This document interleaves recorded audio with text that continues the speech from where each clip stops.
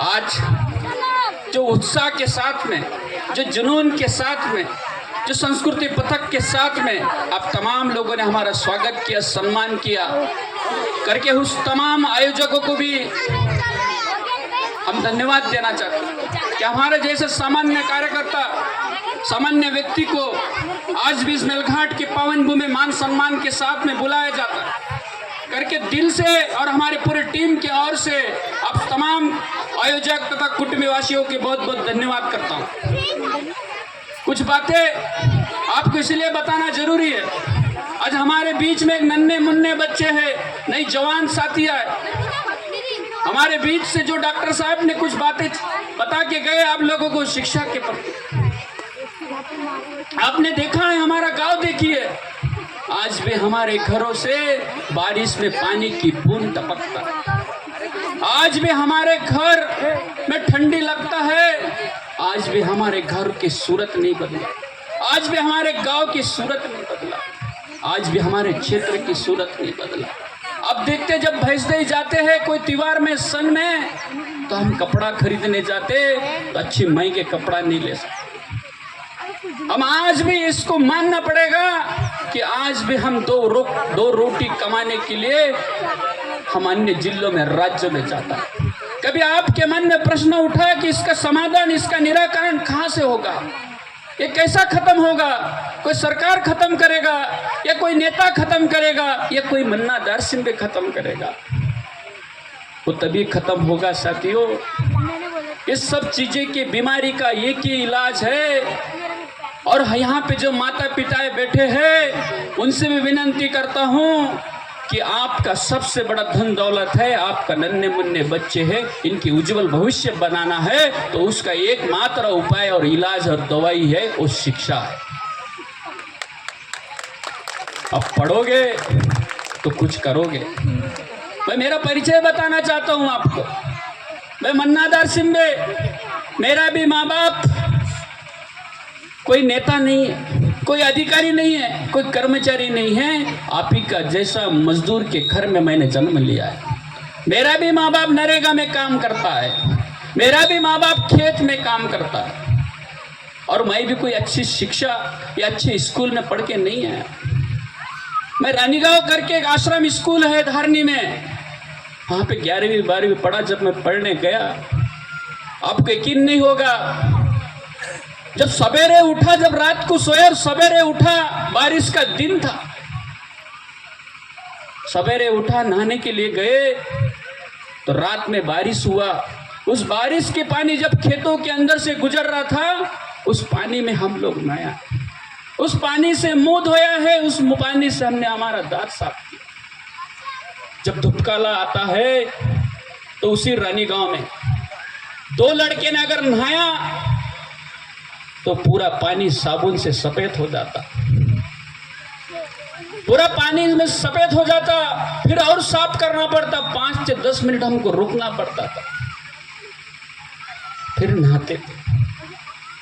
आपको बताना चाहते, उसी आश्रम में हम जब खाना खाने के लिए बैठते, ऐसे खुले जगह में बैठता था बारिश में, 10 लड़के एक होता था, तब जाके हमारा चावल का ताड़ भरता था। हम वो मामा का जो सिपाही रहता, वहां का कर्मचारी, उसका पैर पकड़ लेता, मामा थोड़ा सा और दो, 3 रोटी मिलता। लेकिन उस परिस्थिति को के सामने संघर्ष किया, उसका अपना समस्या नहीं माना, उसको अपनी मुसीबत नहीं माना, क्योंकि हमारा लक्ष्य था हमें पढ़ाई करना था करके। अगर हमने लड़ झगड़ा किया होता या हमने उसके लिए आवाज उठाया होता तो आज ये मन्ना दारसिंबे आपके बीच में खड़ा नहीं होता था। आप लोगों की तो अच्छी जीवन है, आज हर घर में एंड्रॉइड फोन है, हर घर में टीवी है, हर घर में मोटरसाइकिल है, फिर भी हम पढ़ नहीं रहे, फिर भी हम लिख नहीं रहे, फिर भी हम आगे नहीं बढ़ रहे। तो हमें ये सब चीजें को खत्म करना होगा। आज हमने देखा है पेशा कानून के तहत में आपका बेटा, आपकी लड़की सिपाही बन रहा, शिक्षक बन रहा, आरोग्य सेवक बन रहा, ग्राम सेवक बन रहा। क्या ग्राम सेवक और सिपाही बन के आपका समस्या का समाधान होगा? क्या सही में इस समाज में बदलाव होगा? अगर सचमुच में आपको बदलाव और परिवर्तन लाना तहसील का तहसीलदार बनना चाहिए, आपका बेटे इस चिकलदर तहसील का थानेदार बनना चाहिए, आपका बेटा और बेटी इस जिले का कलेक्टर बनना चाहिए। ये सपना अपने बच्चों में पैदा करो और ये कर सकता है। अरे हमारे बच्चे, आज ये छोटे छोटे बच्चे गाना का धुन से नाच सकता है, तो क्या हम पढ़ नहीं सकते? गाना का धुन को समझ सकते, उसकी जैसे एक्टिंग कर सकते। टीवी में अगर कोई हीरोइन कोई एक्टिंग किया तो जैसा का तैसा हम उत्तर दे सकते उसका, तो क्या हम लिख नहीं सकते? हम सब कुछ कर सकते, बस जज्बा होना, जुनून होना, हिम्मत होना, तो सब कुछ हम पा सकते हैं। और जज्बा और जुनून नहीं होगा हम कुछ नहीं कर पाओगे। करके हमारे बीच इर्द गिर्द में जो समस्या चालू है उसको बाजू में रखो और हमारा लक्ष्य रखो कि हमारा बेटा पढ़ना चाहिए, हमारा लड़की पढ़ना चाहिए। क्योंकि हम देखते हैं आज हमारे समाज में, हमारे क्षेत्र में कई लड़का लड़कियां पढ़ते नहीं, उनके हम शादी कर देते हैं। शादी होने के बाद जब लड़का को और लड़की जब उसका ससुराल जाता है चिकलदरा होते हुए, तो चिकलदरा जब पहुंचता है वो, तो उसका ससुराल और लड़के को नहीं मालूम कि बस इस मेरे ससुराल ही जाता है कि कहाँ जाता है। वो दूसरे से पूछता है कि डाई घाले जी नहीं एसटी टूंगन चल कर। फिर वो बोलता भाई बताने से पहले नाश्ता तो खिलाओ, नहीं तो तब जाके बताऊंगा। या खाना खिला तब जाके बताऊंगा। तारे भी विचार तो साले पुनी गांड वाला तो नहीं है, प्यार डाके नहीं है गाँव का बम्मा ले पूरा बकी मामा निटिंग है, ये सच्चाई है। फिर पूछता है, फिर बताता कि भाई ये तेरा ससुराल। अरे जिस आदमी को जो बस में बैठना है, जो ससुराल जाना है, उसका अगर उसका गांव में जाने वाला बस नहीं होगा तो भविष्य उसको क्या पता है, ये जीवन क्या पता है। करके 2-3 साल में हमारी लड़की हमारे घर वापस आ जाता है, फिर हम चौड़ी पंचायत बैठाता है। ये चल रहा है हमारे बीच में। और इससे भी बुरी बात आपको बताना चाहते हैं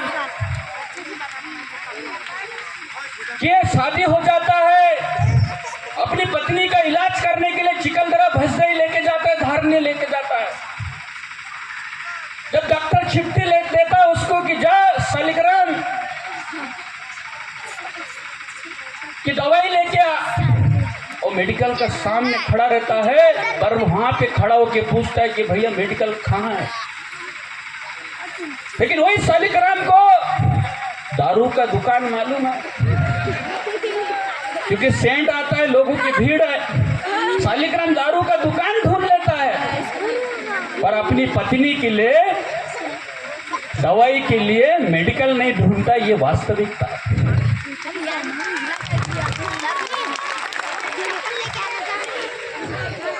आप भी चाहता है कि ऐसी शालिग्राम से शादी हो, करके ताली बजा रहा वार समाज। हमें बदलना होगा, हमें बदलाव की ओर जाना होगा। मैं देखता हूं समाज के इर्द गिर्द, मैं पंचायत में भी बैठता हूं, मैं कई लोगों के शादियों में भी जाता है, शादियों जुड़ता है उसमें भी जाता हूं। माँ बाप खेत पूछता है, बकरी पूछता है, भैंस पूछता है, घर कैसा अच्छा है कि बुरा वो पूछता है। लेकिन आज तक कोई माँ बाप मेरे को नहीं मिला कि लड़का कैसा है। चल रंग भी पूछता है उसका, लेकिन गुण नहीं पूछता। भैंस काम नहीं देगा, गाय काम नहीं देगा। कई लोगों के पास 20-20 एकड़ है, फिर भी भूखा मर रहे, जमीन काम नहीं देगा, पर उसकी सोच और विचार और नियत काम देगा। अम्बेडकर के द्वारा जो संविधान बनाया है उसमें स्पष्ट कहा है, जिनकी संस्कृति है, जिनके रीति रिवाज है, जिनकी भाषा है, जिनकी परंपरा है, वो इस देश की आदिवासी है। और यही नहीं रुका, माननीय सुप्रीम कोर्ट ने आइडेंटिफाई की है कि जिसकी संस्कृति है, जिसकी भाषा है, जिसकी रीति रिवाज है, जिसकी परंपरा है, वही आदिवासी है। और जिस दिन आपकी संस्कृति, रीति रिवाज, परंपरा, भाषा खत्म हो जाएगा, आपको कोई नहीं पहचानेगा। आपको भी वो पुलिया के नीचे बैठ के पन्नी बीनना पड़ेगा। एक दिन आएगा।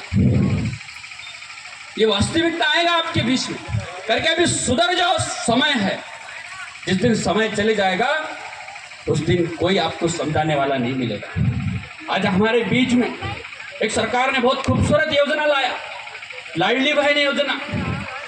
लाडली बहन योजना के तहत में बिल्कुल हाथ दबा के, हाथ बंद करके कमल के फूल पे बटन दबाया, सब कमल वाले को जिताया। बहुत अच्छी बात है, हम उसके खिलाफ नहीं हैं।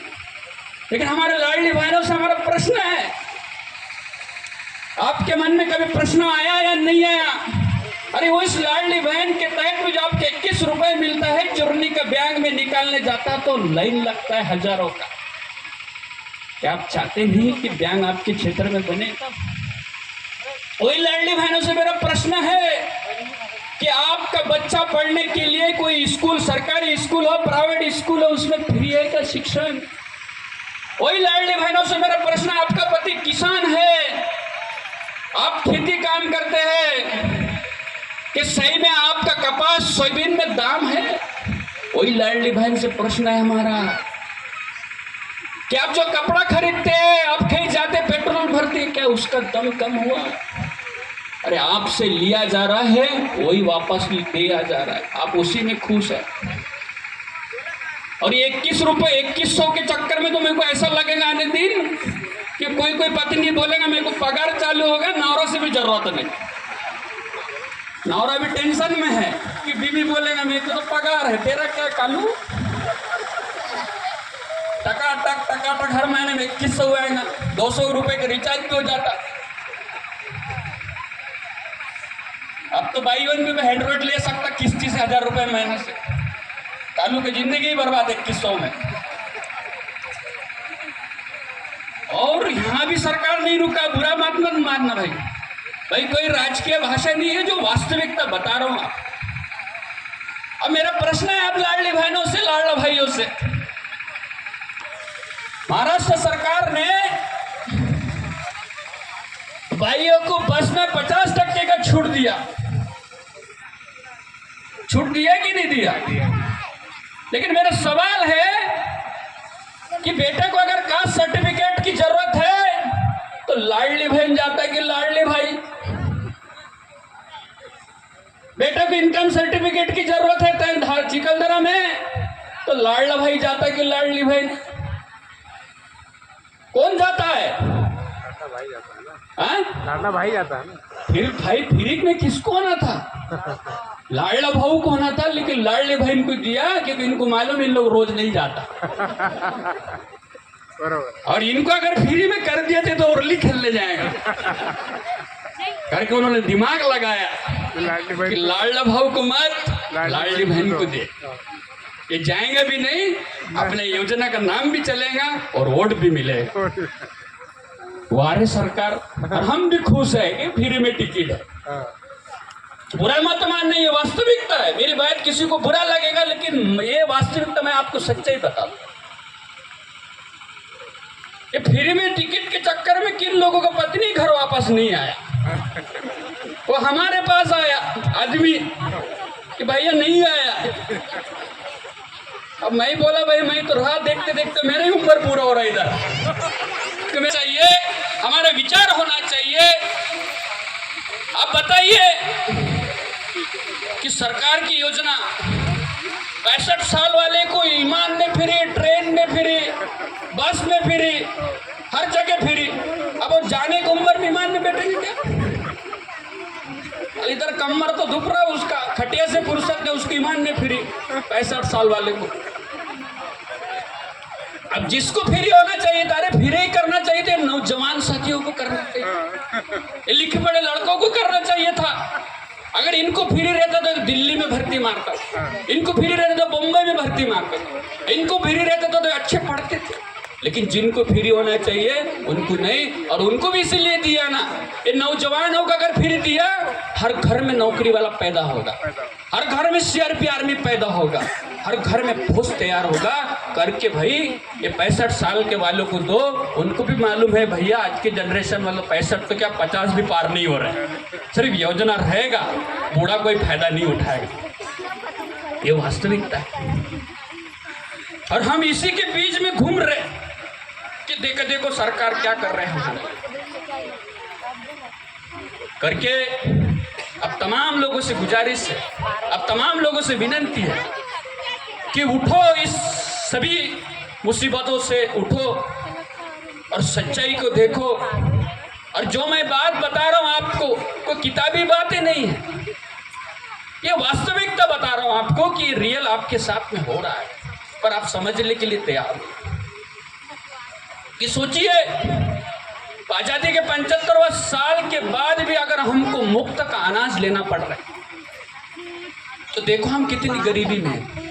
आजादी के 75वें साल के बाद में हम गड्ढे खोदने के काम कर रहे थे। आजादी के 75वें साल के बाद भी हम अन्य जगह में धाड़की के लिए जा रहा, मजदूरी के लिए जा रहा। क्या ये जिंदगी है हमारी? और वही नरेगा में काम करने का पैसा नहीं मिलता समय पे, तो हम उसके लिए मोर्चा निकालना। और वो इस नरेगा का रोजंदारी कितना है? कितना है? 235 रुपए है। 235 रुपए कमाने वाला इस गोर गरीब मजदूरी का, उसका 2 टाइम हाजिरी, सुबह में और शाम में हाजिरी लेता हूं। ऑनलाइन थंब लगना पड़ता गड्ढा खोदने जगह में, लेकिन जिस गुरुजी का 1 लाख पगार है उसका कोई ऑनलाइन हाजिरी नहीं, ना कोई उसका थंब नहीं लिया जाता। अरे जिसका ऑनलाइन थंब लेने को ना, जिसका थंब लेने को ना उस व्यक्ति का नहीं है, पर इस गोर गरीब मजदूर का जो गड्ढा खोदता है जंगल के अंदर ही उसको हाजिरी देना पड़ता, वो भी चैन से नहीं दे रहा। साथियों बहनों मेरे, फिर भी हम खुश हैं। जो मिल रहा खाओ भैया, जो फुकट का है, फुकट का कुछ ही नहीं है। देश में अगर कोई भी सरकार बना होगा, या कोई भी देश का पंतप्रधान बना होगा, या कोई भी पार्टी सत्ता में आता होगा, तो वो कोई खेती बाड़ी करके इस राज्य नहीं चला रहे, हमारा ही पैसा से चला रहा। हम ही जो पैसा देता है, हमारा जगह का पैसा देता है, हमारा पानी का टैक्स देता है, हमारे क्षेत्र की पैसा देता है, उसी से हमारा देश चल रहा है। आप ही से जो पैसा ले रहे हैं, आप ही के लौट रहे, और आप उसी में खुश हैं। मुझे बताइए ना कि कोई सरकार कोई खेती कर रहा है, कोई कंपनी है उनकी? नहीं है क्या? तो ये आप ही का चीज आपको लौटाया जा रहा करके। आप तमाम लोगों से गुजारिश है, विनती है कि सच्चाई को समझो, विचार को समझो। अभी मुझे मालूम है कि फिर से यहाँ पे डांस वाले आएंगे तो लोग दूर दूर से आएंगे। डांस अच्छी बात है, आपका समय के साथ में मनोरंजन हो जाएगा, लेकिन हम लोग जो आपको बता के जा रहा है वो आपकी जिंदगी बदल सकता है, आपकी सोच बदल सकता है, आपके विचार बदल सकता है। और हम इसी के लिए लड़ रहे हैं। हमारी पूरी टीम नेतागिरी करने के लिए आपके क्षेत्र नहीं आए, हम बदलाव और परिवर्तन के लिए इस मेलघाट की भूमि में घूम रहे हैं। चाहता था तो मैं भी मन्ना दारसिम्बे, मैं भी उच्च शिक्षित हूँ, मैं चाहता था तो अच्छी नौकरी करके अपनी बीवी बच्चा लेके कहीं और रहता था, लेकिन नहीं। हमने सोचा जो गरीबी हमने सहा है, जो भूखमरी हमने सहा है, जो तकलीफ हमने सहा है, मेरे आने वाली पीढ़ी नहीं सहना चाहिए। इसके लिए हम जन जागृति कर रहे, इसके लिए हम लड़ रहे, इसके लिए हम आवाज उठा रहे। आपने देखा है, तो बात मैं एक राजनीति के विषय में किसी पे टिप्पणी नहीं करूंगा, लेकिन आपने देखा है कि 2024 के चुनाव में आप सभी को मालूम है कि हमने कांग्रेस पार्टी से टिकट मांगा। लोकसभा में हमारी पूरी संगठन, हमारे समाज, हमारे क्षेत्र के लोगों ने कांग्रेस पार्टी का साथ दी। कांग्रेस पार्टी के बड़े बड़े नेताओं ने हमको शब्द दिया कि मन्ना दारसिम्बे लोकसभा में आप हमको साथ दो, हम आपको विधानसभा में मौका देगा। लेकिन जब समय आया विधानसभा का, तो कभी कभी तो मैं चुप सोचता हूं कि कांग्रेस पार्टी में कुछ चूतिया लोग बैठे हैं। वो इसीलिए बैठे हैं भाई कि 4 महीने में जो उम्मीदवार आया उसको अगर ग्राम पंचायत का मेंबर के भी चुनाव लड़वाते थे तो जीतता नहीं था। इन चूतिया लोगों ने विधानसभा का टिकट दिया, फिर बोलता मशीन में घोड़ है। अबे मशीन में घोड़ नहीं, तुम्हारे सोच में घोड़ है, तुम्हारे नियत में घोड़ है। और हमको क्यों नहीं दिया मौका? अगर उनको मालूम है मन्ना दारसिम्बे को अगर मौका मिलेगा तो मेलघाट की बात संसद में, अरे राज्य में गूंजेगा। जंगल की बात करेगा, जमीन की बात करेगा, हक की बात करेगा, आदिवासियों की बात करेगा, गौलियों की बात करेगा, गोलोनों की बात करेगा। इस मेलघाट में जन्म लिए हर जाति धर्म की आवाज उठाएगा करके इसको काटो। और जो भाई एकदम मठ है, जो ए को ए बोलेगा और बी को बी बोलेगा, उसको टिकट दे। अरे भाई वो अगर इंसानों का डॉक्टर, वो अगर किसी बीमारी का डॉक्टर है तो मन्ना दारसिंह भी समस्या का डॉक्टर है मेरे भाई। वो डॉक्टर आपको मलेरिया हुआ, बुखार हुआ तो मलेरिया के लिए पैरासिटामोल गोली दे सकता, लेकिन आपके साथ शोषण हुआ तो आपका बेटा लड़ सकता करके उन्होंने मलेरिया वाले डॉक्टर को टिकट दिया, पर मन्ना दारसिंह को नहीं दिया, क्योंकि उसको मालूम है कि डंके की चोट में आवाज उठाएंगे। और हमें नकारा भी इसीलिए, वरना गरीब है, किसी कार्यकर्ता पदाधिकारी को 20 रुपए भी नहीं दे सकता। चले पैदल है, इसके पास कोई पैसा नहीं है, माल है जिसके पास उसको टिकट दे करके। आप तमाम लोगों से विनती है कि इस सोच से भी हमें ऊपर उठना पड़ेगा, क्योंकि इस क्षेत्र को बदलना है तो घर के व्यक्ति को, घर का बेटा को अधिकारी कर्मचारी तो बनाना है, लेकिन एक सच्चा नेता भी पैदा करने का काम आप लोगों का होगा। आपका गांव का अच्छा सरपंच बनना चाहिए, आपका क्षेत्र का अच्छा पंचायत समिति मेंबर बनना चाहिए, आपके क्षेत्र का अच्छा जिला परिषद सदस्य बनना चाहिए, आपके क्षेत्र का अच्छा आमदार बनना चाहिए, तब जाके आपका क्षेत्र का विकास होगा, उन्नति होगा, नहीं तो नहीं होगा। आपने देखा होगा पूरे 75 साल हो गए आजादी को, इस क्षेत्र का कोई भी विधायक ऐसा बता दो कि डंकी की चोट में मेलघाट की आवाज उठाता होगा, कोई भी बता दो आपको। टीवी में इनको देखना पड़ता भैया कौन सा कोपरे में बैठा है, कौन से क्षेत्र में बैठा है, दिखाई नहीं देगा। ये वास्तविकता है, क्योंकि वो इसीलिए नहीं बोल पाते क्योंकि अगर आपके सामने भी खड़ा किया, आपके सामने भी नहीं बोलेगा। अब जब यहाँ नहीं बोल सकता तो वहां तो महान लोग बैठे, वहां कहाँ बोलेगा करके। आपको अब तमाम लोगों से विनती है कि हमको हमारी क्षेत्र, हमारी जगह, हमारी भूमि को बदलना है। हमें सच्चे लोगों को भी सबक हमें पहुंचाना पड़ेगा, ये सोच आपको पैदा करना पड़ेगा। और हमारे साथ में जो हुआ, जो भी घटना हुई, हम उससे डरे नहीं, घबराए नहीं, क्योंकि हमारे रगों में, हमारे सोच में भगवान बिरसा मुंडा का खून है, हमारे विचारों में, हमारे नीतियों में बाबा साहब अम्बेडकर की खून है, हमारे सोच और रगों में हर पल हर वक्त शिवाजी महाराज का विचार दौड़ता है करके। मन्ना दारसिंह में डरा नहीं, और आपके बीच में हूँ, चाहे कुछ भी हो, कुछ बने या ना बने, जब भी आपको मुसीबत आएगा, जब भी आपको तकलीफ होगा, शासन प्रशासन की तरफ से मन्ना दारसिंह को याद करना। आपका बेटा आपके साथ में 24 तास डंके की चोट में खड़ा रहेगा, हमारा सब साथी खड़ा रहेगा। ये जिंदगी, ये जीवन, ये मन्ना दारसिंह का, मेलघाट के लोगों का उन्नति और विकास के लिए समर्पित है करके। हम रात दिन आप लोगों के बीच में घूम रहे, जन जागृति कर रहे, लोगों के लिए लड़ रहे करके। बिल्कुल चिंता छोड़ दीजिए कि हमारा बेटा कोई आमदार नहीं बना, कुछ नहीं बना तो ये मन्ना दारसिंह में क्षेत्र छोड़ देगा, ऐसा कुछ नहीं मेरे भाइयों।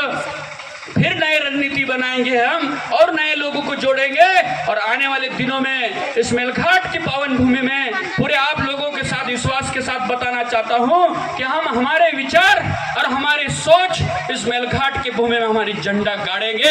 इस संकल्प न लेके हम लोग चल रहे करके। हमें सुन रहे वाले सभी साथियों से विनती है कि आइए हमारा साथ दीजिए, क्योंकि हमारी सोच किसी जाति और धर्म के खिलाफ नहीं है। हमारी सोच और विचार है इस मेलघाट में जन्म लिए हर जाति धर्म का, हर जाति धर्म के लोगों का तस्वीर बदलना चाहिए, उनके घर के सूरत बदलना चाहिए, हमारे लोग विकास की ओर जाना चाहिए। ये तो आपने देखा है, तो अमरावती से कोई अधिकारी कर्मचारी आता होगा तो हमारे लोगों को, हमारे क्षेत्र के लोगों को देखकर हकलते हैं कि नहीं भाई कौन से एरिया में आ गया, कौन से लोगों के बीच में आ गया। हम इतने गलत हैं, हम इतने बुरे लोग हैं। अरे हमारे क्षेत्र में कोई भी गांव में चोरी नहीं होता है, हमारे क्षेत्र में कोई भी गांव में किसी महिला का शोषण नहीं होता है, हमारे क्षेत्र में कई भी लोगों का मर्डर नहीं होता है। हम सुख शांति अमन के साथ में रहने वाला समुदाय है, चाहे गौली हो, चाहे गौलान हो, चाहे कोरकू हो, चाहे गोंड हो, चाहे कोई भी जाति का हो। और आप तमाम लोगों से जाते जाते ये भी हाथ जोड़ के विनंती है, मत लड़ो जाति और धर्म के नाम पर, मत लड़ो गोंड और कोरकू के नाम पर, मत लड़ो गौली गौलान के नाम पर। सबसे पहले हमें इंसान है, हमारी सूरत एक है, हमारे विचार एक है, हमारा सब कुछ एक है। तो सबसे पहले इंसानियत के नाम से एक हो, एक व्यक्ति के नाम से एक हो, तब जाके हम लड़ोगे। मात्र आदिवासी समाज एक होके हम लड़ नहीं पाएंगे, क्योंकि आदिवासियों के साथ में जो जाति रह रहे उनका भी समस्या है करके सबको एकत्रित करो, सबके साथ आओ, सब मिलजुल कर रहो और हमारे समस्या और हमारे बीच में जो करके आप तमाम लोगों से विनंती है कि एक हो, हम सब एक है।